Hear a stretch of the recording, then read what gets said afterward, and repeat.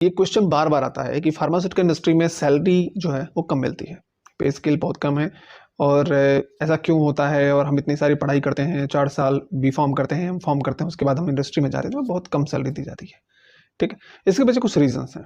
ठीक, पहले हम समझते हैं कि ये पूरा स्ट्रक्चर कैसे है, और ये जो आपको प्रॉब्लम्स आ रही हैं वो प्रॉब्लम्स क्यों आ रही हैं, है ना। कहीं हमारे अवेयरनेस में कोई इशू है, या फिर ये पूरा सिस्टम ही ऐसा है, प्रॉब्लम्स कहाँ पर हैं, पहले हम ये डिस्कस करते हैं आज।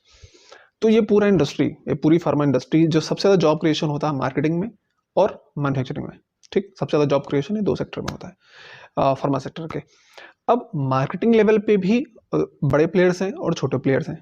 ठीक, छोटे प्लेयर्स मतलब छोटी कंपनीज में आपको इंटर करना आसान होता है, अगर आपका बहुत अच्छा प्रोफाइल नहीं है, आप बहुत अच्छा इंटरव्यू क्रैक नहीं कर सकते हैं, है ना, तो भी आप इंटर कर जाएंगे वहाँ पर, कम सैलरी देंगे, सिंपल सी बात है, क्योंकि वो छोटी कंपनीज हैं, आपको उन्होंने जस्ट फ्रेशर लेवल पे ले लिया है, तो वो आपको कम सैलरी पे करेंगे।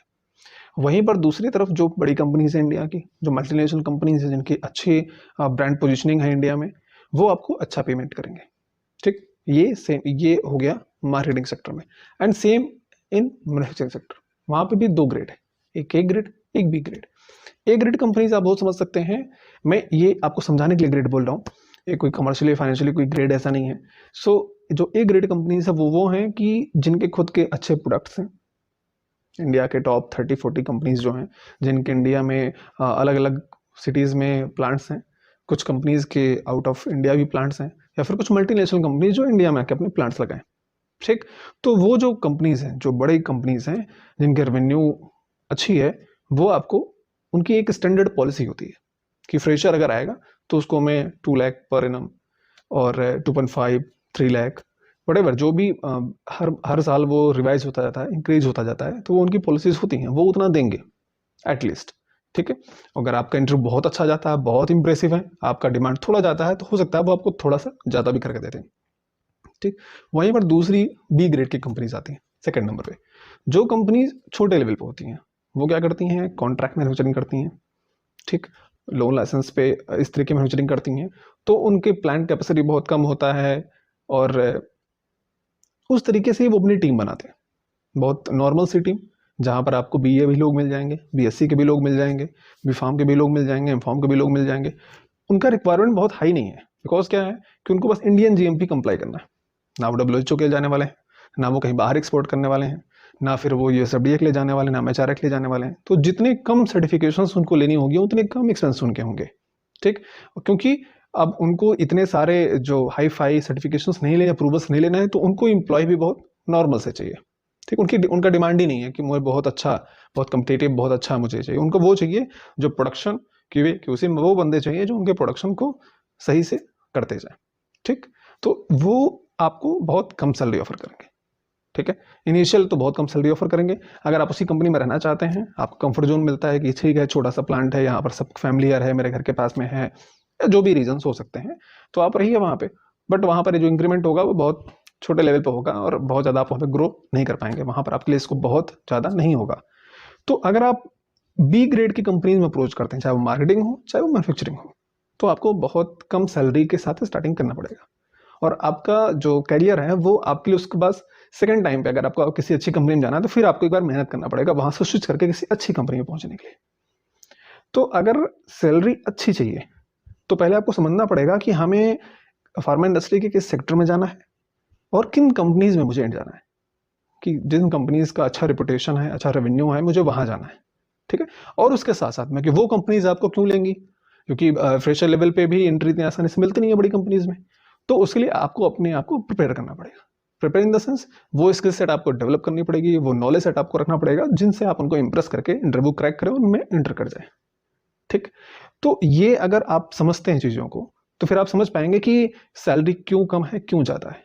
सारे इंडस्ट्री में ये सारी चीज़ें हैं, आप फार्मा की बात कर रहे हैं, बाकी इंडस्ट्रीज में भी ये सारी चीज़ें हैं। हाँ, अगर आप ये एक्सपेक्ट करें कि फार्मा इंडस्ट्री में आपको बहुत हाई पैकेज इनिशियल मिलेगा, बिकॉज फार्मा इंडस्ट्री में जो मैन्युफैक्चरिंग हो या मार्केटिंग हो गया, दोनों जगह पे कोई ऐसा जॉब नहीं है जिस जॉब में आपकी क्रिएटिविटी के लेवल पे आपका जॉब प्रोफाइल है। सो आपको इंडिविजुअली बहुत अच्छा पेमेंट मिले, बिकॉज कुछ आप अलग बना के दे रहे हैं। जैसे सॉफ्टवेयरिंग में होता है कि आपको कोडिंग आता है बहुत अच्छा, आपने कुछ, आपकी कोडिंग स्किल बहुत अच्छी है तो आपको ले लिया कि आपने कुछ न्यू एप्लीकेशन में कुछ न्यू कोडिंग करके देंगे, कंपनी को कुछ फायदा हो जाएगा। ऐसा कुछ है नहीं। मैन्युफैक्चरिंग होना है तो मैन्युफैक्चरिंग होने में जो प्रोटोकॉल्स हैं, जो पॉलिसीज़ हैं, जो स्टैंडर्ड है इंटरनेशनल, वही फॉलो करना है। आपको बस जाना है और वहाँ पर उन सारी जो पॉलिसीज़ हैं, जो एसओपीज़ हैं, उनके हिसाब से ही काम करना है। आपके ब्रेन बहुत कम यूज़ करना है आपको वहाँ पे। आपको करना क्या है कि आपको ये ध्यान रखना है कि जो भी चीज़ें जैसे होनी चाहिए आप वैसे करके दें। ठीक है, डिसिप्लिन और आपका जो स्किल सेट है वो ज़्यादा इंपॉर्टेंट है। आपके क्रिएटिविटी लेवल की ज़रूरत फार्मा इंडस्ट्री में एट मैन्युफैक्चरिंग लेवल पे बिल्कुल नहीं है। मार्केटिंग लेवल पे भी तब है जब आपको किसी प्रोडक्ट के बिजनेस डेवलपमेंट, किसी प्रोडक्ट मैनेजमेंट में काम करने को मिल जाए, किसी ब्रांड पोजीशनिंग के लिए करने को मिल जाए, बिजनेस डेवलपमेंट टीम पे आप काम कर रहे हैं कि डायरेक्ट आप किसी प्रोडक्ट की मार्केटिंग की स्ट्रेटजी को स्टैब्लिश कर रहे हैं।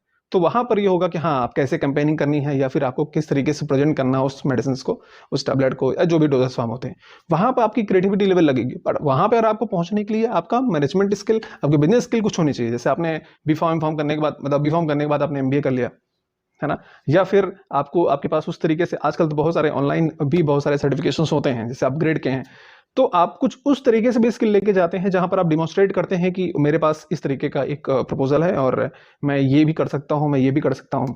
इसके साथ साथ में आप इस टाइम पे, क्योंकि आप मार्केटिंग में जाना चाह रहे हैं, तो आपको डिजिटल मार्केटिंग की बहुत अच्छी जानकारी हो, क्योंकि वो भी आज के टाइम पे, जैसे कोविड आया तब से वो चीज़ें ट्रांसफॉर्म हो गई डिजिटल मार्केटिंग के लिए भी। तो आज के टाइम डिजिटल मार्केटर की भी बहुत रिक्वायरमेंट होती है कंपनीज को। ठीक, तो आपने बी.फॉर्म किया, एम.फॉर्म किया और आपने डिजिटल मार्केटिंग की भी आपको अच्छी नॉलेज है, आप गूगल सर्टिफाइड डिजिटल मार्केटर हो गए, जो फ्री कोर्स होता है गूगल की तरफ से। आप उसको कोर्स को करिए, आप एग्जाम दीजिए, आपको सर्टिफिकेट मिल जाएगा, आप लगाइए साथ में, अगर आप मार्केटिंग में जाना चाहते हैं तो बात कहने की बस इतनी है कि स्किल्स को आप सामने रखिए। अगर आपको लगता है कि आपको ज़्यादा सैलरी चाहिए, आप डिजर्व करते हैं, आपको एक कन्वेंशनल वे में बस ऐसे ऐसे नहीं बढ़ना है, आपको थोड़ा तेज़ी से बढ़ना है, तो फिर आपको फ्रंट फुट पे आके थोड़ा सा तेज स्किल्स को सामने रख के और सामने सामने सीधे सीधे बात करना पड़ेगा कि सर मेरे पास ये स्किल्स है, मैं ये कर सकता हूँ, आप मुझे ये अपॉर्चुनिटी दे सकते हैं क्या? अगर आप देंगे तो मैं करके दिखाऊंगा। अगर आप इस तरीके से बात करेंगे तो आपको वो भी अपॉर्चुनिटी मिलेगी। बट सबसे मेन इंपॉर्टेंट है कि आप समझें पहले कि आपको कहाँ जाना है और कहाँ अपॉर्चुनिटीज आपके लिए हैं, कहाँ पर आप मेन सेट करते हैं, कहाँ सूट करते हैं आप, है ना। Thank you very much. मुझे लगा कि ये सेशन इसलिए क्योंकि बार बार ये क्वेश्चंस आते हैं कि फार्मा इंडस्ट्री में सैलरी बहुत कम है, बहुत कम मिलता है। आई होप कि इस वीडियो से आपको थोड़ा क्लैरिफाई हुआ होगा कि सैलरी स्ट्रक्चर कैसे डिज़ाइन होता है और क्यों कम ज़्यादा है, क्या है रीजंस हो सकते हैं। Thank you very much.